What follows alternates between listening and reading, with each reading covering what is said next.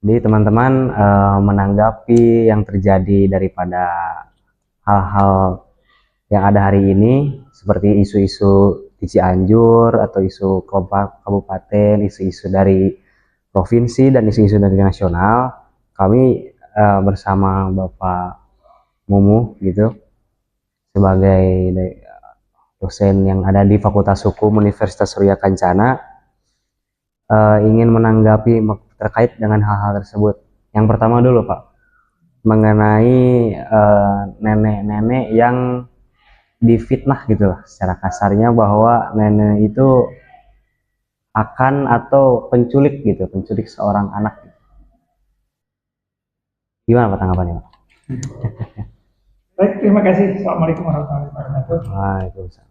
Terima kasih atas undangannya untuk ini. Mudah-mudahan ini ada sedikit hikmahnya yang bisa kita. Dalam persoalan mengenai masalah nenek-nenek yang pernah diceritakan, itu viral ya. Ternyata kejadiannya di Cianjur kan, seperti itu. Jadi cerita tentang nenek-nenek di usia seperti ini sangat ironis sekali mengenai masalah bagaimana seorang nenek-nenek yang di usianya seperti sudah berlanjut dari sisi mengenai kemampuan, dari sisi mengenai tenaga, dari sisi mengenai hal-hal yang mungkin limitasinya kepada pelaku kejahatan sangat sangat jauh sekali gitu. Dan pada akhirnya di usia yang nenek yang seperti ini kita ini ada sebuah tidak berdayaan mengenai sosial kemasyarakatan, khususnya menyangkut masalah nenek-nenek ini, melawan sebuah tuduhan kejahatan yang berat. Bagaimana dikatakan mengenai masalah tuduhan kejahatan berat ini, belum bisa disimak, belum bisa dilihat dari sisi mengenai perbuatan yang dilakukannya juga, tapi dalam hal mengenai tanggapan pelakunya ini para pemuda, ini konotasi mengenai masalah pemuda. Tadi itu pemuda ini seolah harusnya menjadikan sebuah cermin kekuatan masyarakat, cermin mengenai sosial masyarakat, cermin mengenai masalah kebersamaannya masyarakat, cerminnya budayanya masyarakat. Ini dari pemuda itu mestinya harus mencerminkan mengenai ada klimaks tuduhan kepada seorang nenek-nenek sebagai pelaku kejahatan penculikan. Maksudnya figur pemuda ini jangan langsung memponis seperti itu. Akan lebih santun dan akan lebih layak dan mungkin baik dari sisi apapun kalau pemuda ini akan melakukan sebuah pendekatan manis yang sangat baik, tata krama, etika emosional dan sebagainya untuk mempertanyakan dulu. Ya ini siapa tahu.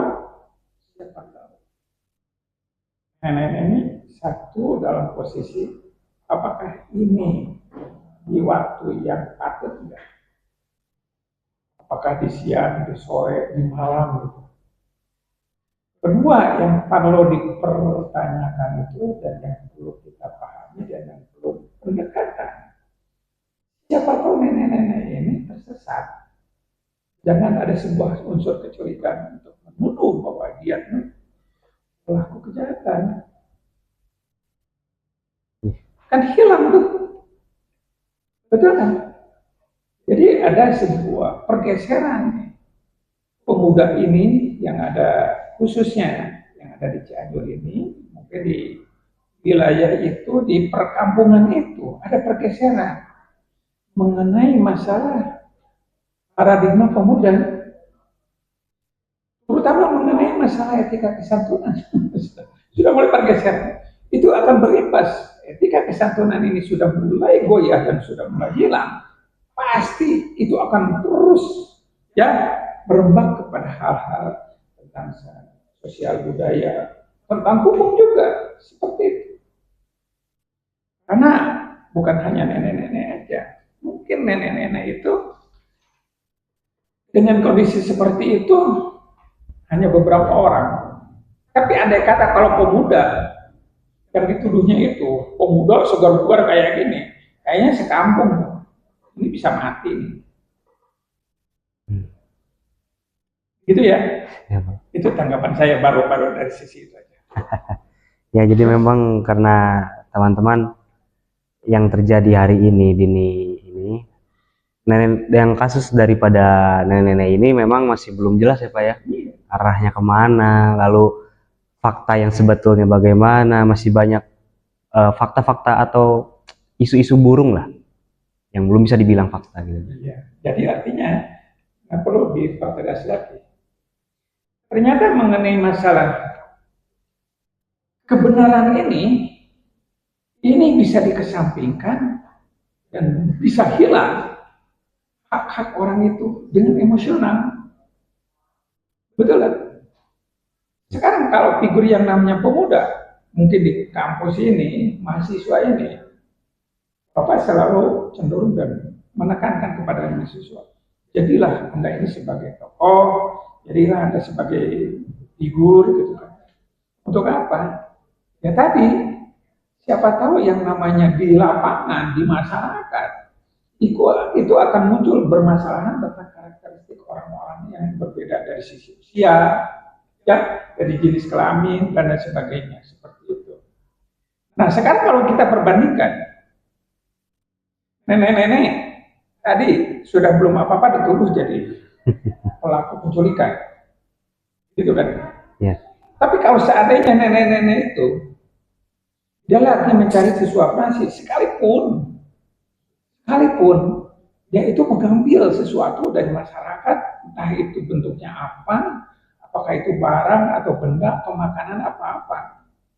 Kalau itu sampai terjadi penganiayaan juga, ternyata di balik cerita itu, nenek-nenek ini, andai kata dia punya cucunya, ada 3 orang di rumahnya, sudah 3 hari tidak makan, dosa loh semua di situ perkampungan.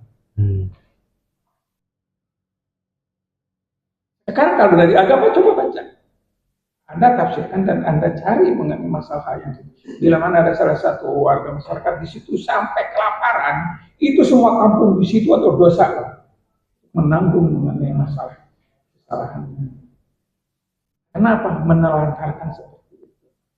Jadi dalam artian jangan sampai ada istilah kan saya tidak tahu gitu loh. Betul kan? Ya. Nah sekarang di situ ada peran dari pemuda ini, ada RT, dari RW. Itu RT dan RW punya peran dalam rangka membina gitu loh. Kalau kita figurkan, mungkin di tingkat provinsi, baru kali ini ada seorang gubernur ya, yang begitu tinggi pedulinya sampai hal-hal yang kecil itu dia dipublikasi untuk apa? Itu mendadakan bahwa ada kelemahan dalam struktur kepemerintahan di sini. Mungkin maaf dari tingkat kabupaten, dari tingkat kecamatan, dari desa kepada RW, kepada RT, tokoh masyarakat, alim ulama, ini udah mulai nih, putus di situ. Kenapa?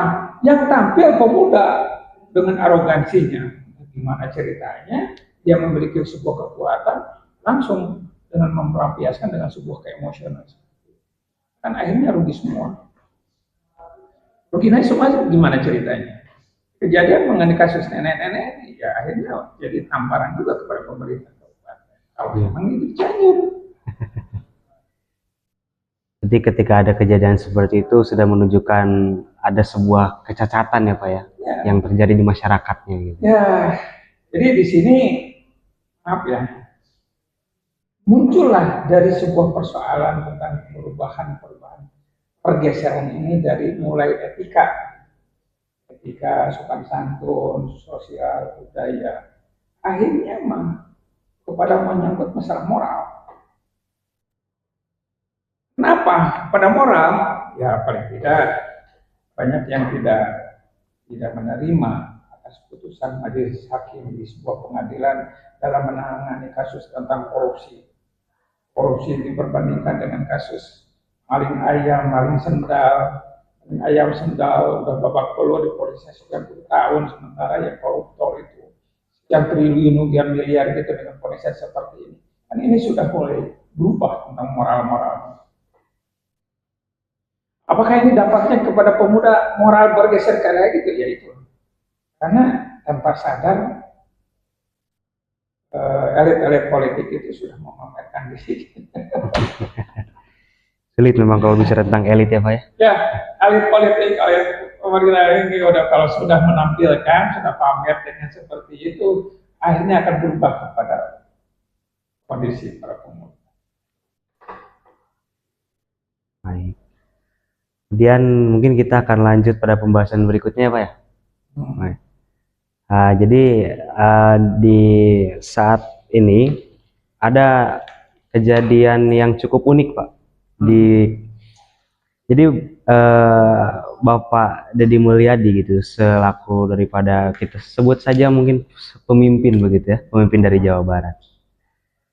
Jadi ketika ada anak-anak yang memang nakal gitu, masuk barak militer biar dia nggak nakal, nggak disiplin, masuk barak militer biar dia nggak nakal. Nah ini kan menimbulkan pro dan kontra Pak. Ada orang-orang yang setuju karena mungkin anaknya bisa diatur, ada yang nggak setuju karena HAM segala macam. Nah gimana kira-kira tanggapan Bapak? Sekarang menyangkut masalah barak, tapi mohon maaf aja, Bapak menyampaikan dalam podcast ini hanya pendapat saya berkaitan dengan masalah barak itu. Tujuannya sangat bagus. Saya setuju, saya dukung. Bapak pernah mengamati persoalan mengenai sosial masyarakat, sama para pemuda. Yang sering bermunculan itu adalah tentang masalah orang pelajar, orang antar kampung, mengenai masalah geng motor, ya mungkin banyak persoalan. Sampai kepada persoalan ironis juga, bukan hanya nenek-nenek, ironis juga. Ada beberapa orang guru yang dilaporkan oleh orang tua muridnya karena tuduhannya pidana. Ya, laporannya pidana. Ini juga, sementara kita ini, maaf, kita ini mau membentuk manusia yang seutuhnya, manusia Pancasila ini. Apakah harus seperti ini? Kalau kita rukutkan dari persoalan mengenai masalah Pancasila tentang ketuhanan yang Maha Esa, kita sudah beragama, sudah dilindungi oleh undang-undang untuk menjalankan syariat agamanya masing-masing, sudah cukup bagus, baik, menyangkut masalah adanya sebuah kesatuan, sudah ada komunikasi yang tentang rasa saling menghormati, sudah bagus. Karena kalau Bapak dilihat dari YouTube itu, orang asing, orang-orang Eropa atau orang luar negeri datang ke Indonesia itu kaget melihat mengenai masalah kerukunannya. Tapi kenapa di dalamnya? Di dalamnya ternyata kita punya PR. Betul kan? Ternyata di dalam kita punya PR. Contohnya apa? Yang tadi. Kebingungannya apa? Akhirnya guru itu bingung. Mau mendidik takut dilaporkan, takut dididik ini, takut dilaporkan, tapi akhirnya ngambang itu nggak jelas. Yang muncul apa? Yang muncul ada menyangkut masalah problematik anak-anak sekolah ini, pelajar ini, siswa ini. Di masing-masing sekolah itu punya PR tentang masalah anak. Gitu kan? Bapak pernah yang tadi pengamatan. Kenapa sih tidak dibuatkan semacam seperti konsep KDD ini? Udah sekarang. Udah lebih. Kenapa tidak dibuatkan? Karena untuk itu menjawab persoalan tentang tawuran, tentang problematik anak geng motor, tentang ini, ini harus ada semacam itu. Tapi maaf, di sini ada sebuah komisi ya, KPAI gitu loh. tentang Komisi HAM-nya itu mereka selalu mengkritik tentang masa upaya pemerintah ini dengan pelanggaran-pelanggaran ini. Tapi mereka sendiri tidak memberikan sebuah konsep jalan keluarnya apa gitu loh.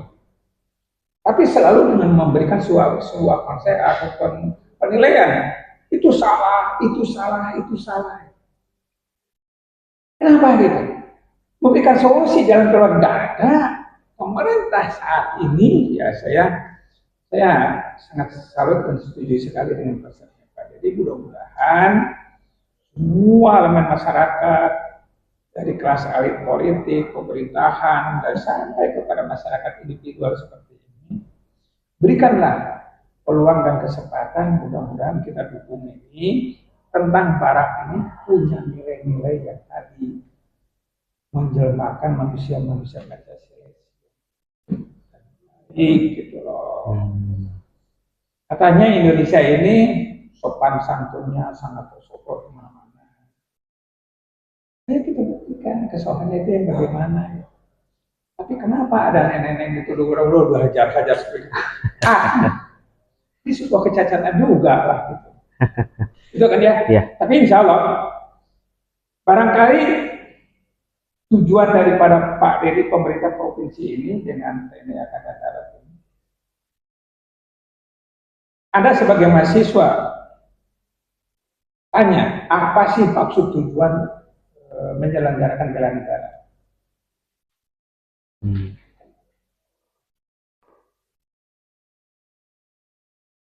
Apa tujuannya? Kita menyelenggarakan bela negara. Paham ya? Paham. Kalau Anda sudah paham apa yang dimaksud tentang bela negara, Pak Dedi, bela negara itu bukan untuk jadi militer. Orang-orang robot-robot dari Angkatan Darat, bukan seperti itu. Tapi tadi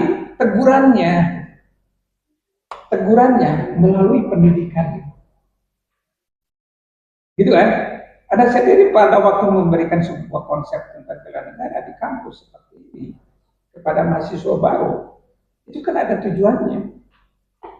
Maksud dan tujuannya untuk apa gitu. Begitu beres, ya konsep tentang bela negara, langsung kepada proses perkuliahan bersama. Kita dengan adik-adik kita yang sudah diberikan pembelajaran tentang bela negara, ada perasaan apa dengan mereka itu? Ada perasaan apa? Kan di ujung-ujungnya ada rasa keakraban seperti itu. Nah itu mungkin konsep Pak Dedi juga ya dengan pemerintah dengan dibantu oleh TNI Angkatan Darat itu ingin membangun yang namanya anak-anak kepada naluri jati diri orang itu sesuai dengan cita-citanya. Cita-citanya kan orang tua punya harapan, punya anaknya itu pinginnya menjadi anak soleh. Itu doa dari orang tua itu semua pasti orang muslim itu selalu dengan menyatakan kepada dirinya anak itu, mudah-mudahan anak jadi soleh gitu. Karena tidak ada konsep apa-apa dari mana-mana, akhirnya Pak Dedi jadi gubernur. Dia konsep seperti ini bisa kemungkinan masyarakat umum di beberapa kelompok ya agak miris juga atau ada pro kontra ya wajar lah. Yeah. Pro kontra itu. Itu Pak. Karena memang yang namanya kebijakan yang baru itu masyarakat perlu menyesuaikan ya Pak ya. Jadi memang enggak semata-mata semisal karena kita belum siap menyesuaikan malah menganggap hal itu salah gitu ya. Itu tidak bisa. Ya, artinya kalau sudah dikatakan ada kalimat bara seolah-olah mereka itu dikekang. Itu konotasi yang salah itu. Pengekangan padahal bukan itu.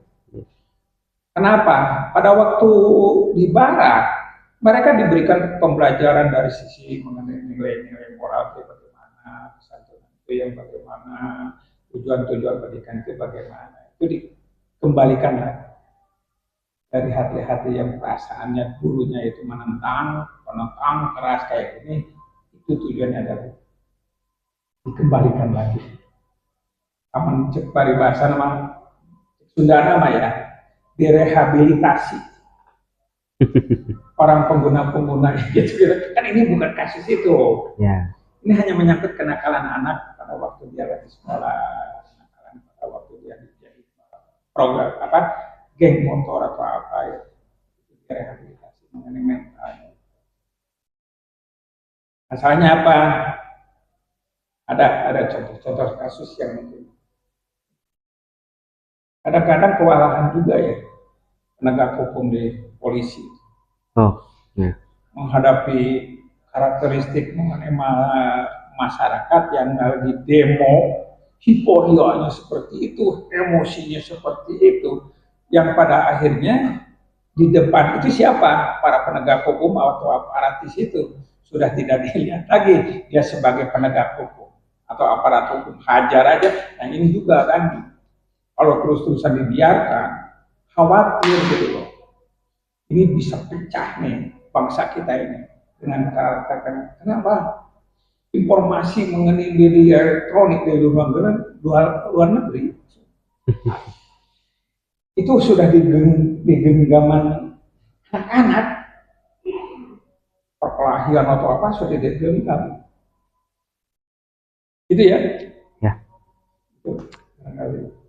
Baik, karena memang pembahasan dua tadi sudah selesai, mari kita ke pembahasan akhir teman-teman. Reaksi mengenai kejadian yang baru-baru ini, ormas, entah ini ormas baru atau ormas yang memang sudah lama ada gitu Pak ya. Tapi mulai eksisnya itu akhir-akhir ini, karena memang sedang ada bisa dibilang bentrok lah dengan Tentara Nasional Indonesia begitu, dengan tentara-tentara kita yang memang sudah sejak dari dulu ada gitu. Kalau tentara-tentara kita kan memang lebih tua dari saya gitu kan ya, mungkin bapak juga gitu kan ya Pak ya. Sedangkan nah ini ormas ini bentrok ini apa gitu loh, maksudnya kan ada yang bilang A lah, ada yang bilang B lah, C lah. Wah ini sangat membingungkan sekali begitu. Faktanya apa gitu? Nah gimana menurut Bapak? Yang perlu kita bahas dalam persoalan ini, saya singgung ya. Ini kita melihat kepada pendirian ormas ini juga harus ingat itu merujuk kepada Undang-Undang Dasar 1945. Mana di pasal 28E ayat 3 yang menyatakan bahwa setiap orang berhak atas kebebasan berserikat, berkumpul dan mengeluarkan pendapat. Itu kalau yang disampaikan oleh ormas-ormas seperti ini dengan latar belakang, dengan tujuannya adalah membela apa, ya, usia untuk siapa, dengan kepentingannya apa, itu yang menjadi persoalan yang akan membedakannya. Karena berdasarkan Undang-Undang nomor 17 tahun 2013 bahwa didirikannya ormas itu adalah yang pertama, itu harus berperan serta dalam pembangunan bangsa dan negara. Pada waktu menyampaikan orasi ormas ini kepada legislatif atau yudikatif atau kemana itu ya penyampaiannya gitu ya, itu selalu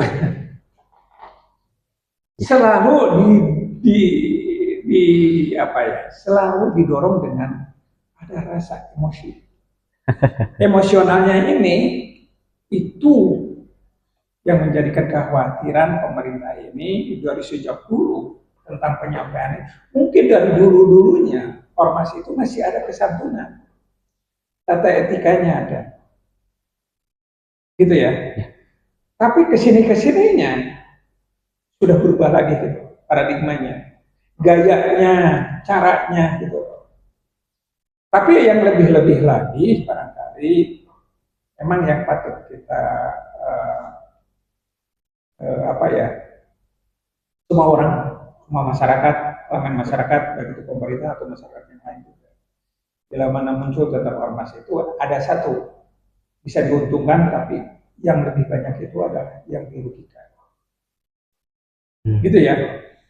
Mungkin hanya segelintir orang yang merasa diuntungkan. Ya. Tapi yang dirugikan itu lebih banyak ketimbang yang diuntungkan. Kenapa? Karena visi misinya ormas ini, kalau sudah ditumpangi oleh kepentingan seseorang atau kelompok, gitu, dia akan bergeraknya itu, gitu ya, dia akan bergeraknya itu. Mungkin tadi kalau sudah didorong oleh dengan emosional, artinya tataran mengenai masalah tujuan daripada tadi ormas didirikan berdasarkan Undang-Undang Nomor 17 Tahun 2013 itu jadi hilang. Yang tadi kan pertama adalah berperan serta dalam pembangunan bangsa dan negara, menyalurkan aspirasi masyarakat, betul, menyalurkan aspirasinya. Tapi kalau sudah dengan gaya-gayanya, emosionalnya, pakai bawa alat perangkat seperti itu, apakah layak santun apa enggak kita? Jika masyarakat yang membaca, kalau sudah pakai alat-alat seperti itu. Contohnya menyampaikan tentang ormas ini dengan gaya-gayanya pakai bom molotov, ada juga bisa saja ada yang pakai busur dan barangkali seperti itu. Yang ketiganya perlu juga meningkatkan partisipasi dan kontrol sosial warga kepada siapa? Partisipasi dan kontrol sosial ini kepada siapa warga? Gitu kan ya? Tapi kalau seandainya sosial kontrolnya itu kepada pemerintah, tapi kalau sudah menjadi fasilitas umum hancur, siapa yang dirugikan?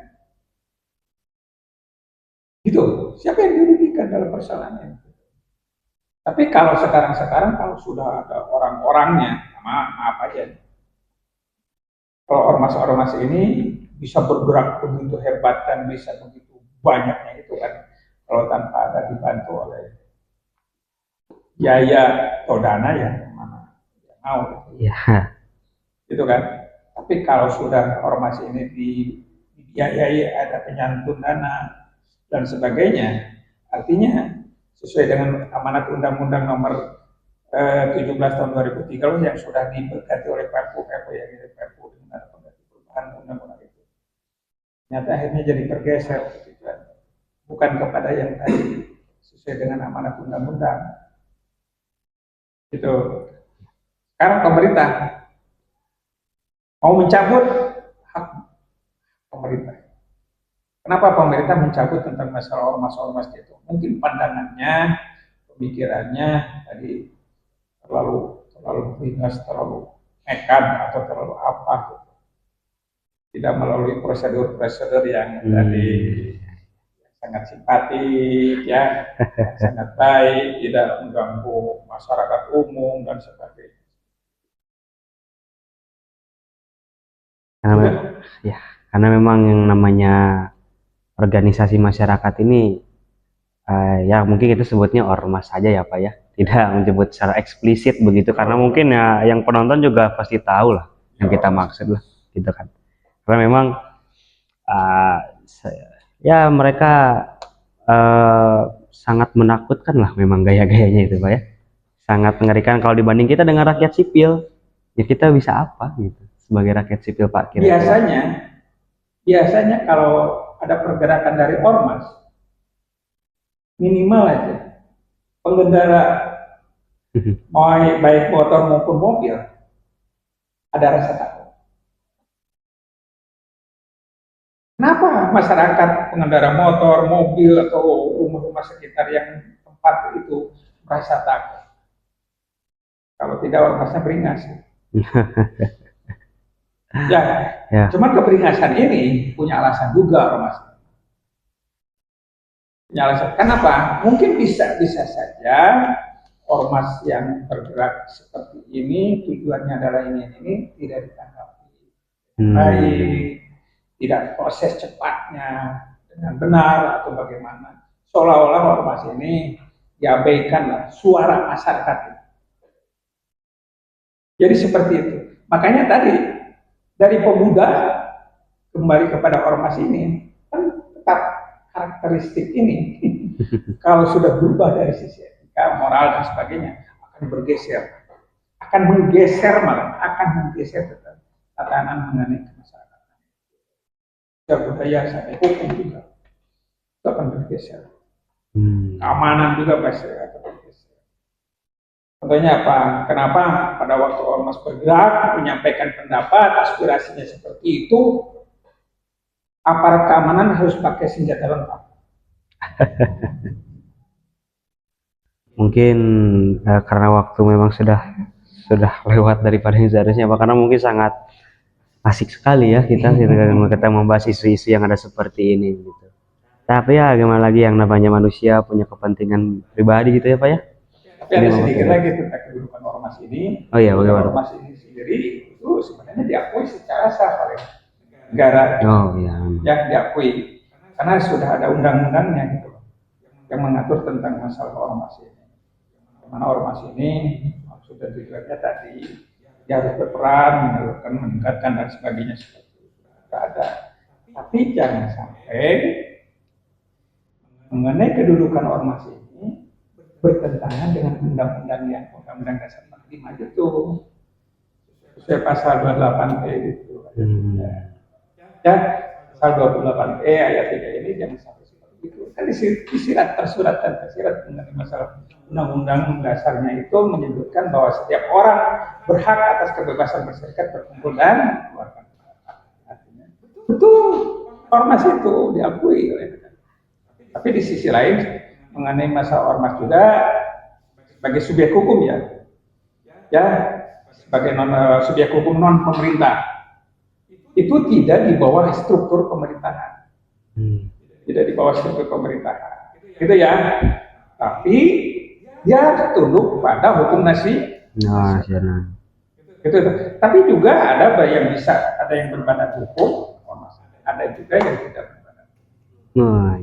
Kalau mau berbadan hukum ya akhirnya jadi pada bentuknya yayasan atau kumpulan. Tapi harus terdaftar di Kementerian Dalam Negeri. Gitu ya. Ya, mungkin dari Bapak Mumu sendiri sudah menyampaikan reaksi-reaksinya gitu teman-teman. Ini memang apa yang kita lihat itu kita jangan tutup mata begitu. Ya seminim mungkin kita harus tahu minimal ya 5W1H gitu. Siapa orangnya, di mana, bagaimana, terus kenapa. Karena kita sebagai masyarakat khususnya di Indonesia ini kan dengan asas gotong royongnya kita bisa mengusir penjajah. Dengan asas gotong royongnya kita bisa membangun negara. Dengan asas gotong royongnya kita bisa mengusir penjajah untuk kedua kalinya saat agresi militer. Kan begitu ya Pak ya. Ya memang jangan menjadi masyarakat yang tutup mata gitu. Saya yakin kalau kalian itu semuanya pasti bisa lihat lah apa yang terjadi. Gitu kan. Ya mungkin cukup sekian dari saya dan Bapak Mumu. Terima kasih Pak ya. Sama-sama. Terima kasih. Oke, monggo. Ya. Assalamualaikum warahmatullahi wabarakatuh. Ini reaksi kampus.